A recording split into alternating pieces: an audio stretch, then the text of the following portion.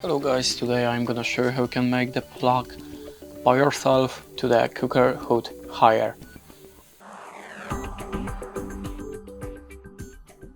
So let's check the wires.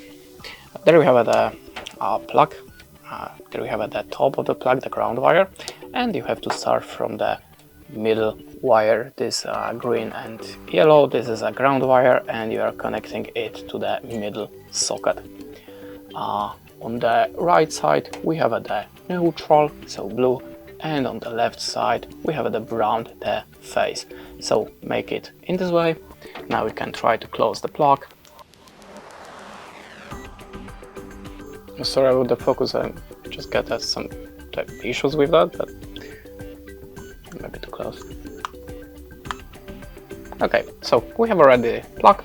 We can try to connect it and check how it works. As you can see, it's work perfect. That's it. Thanks for watching. Leave us a like or a comment, and goodbye.